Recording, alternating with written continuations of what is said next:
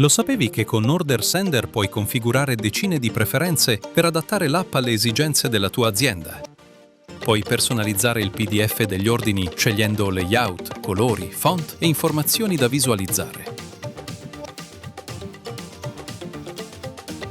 Puoi definire le impostazioni operative, gestire disponibilità e ordinabilità dei prodotti, configurare esportazioni automatiche e molto altro.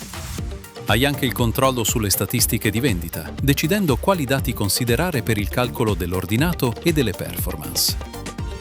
In pratica, Order Sender non ti obbliga a cambiare il tuo modo di lavorare, è lui che si adatta ai tuoi processi. Scopri tutte le opzioni disponibili nella nostra manualistica.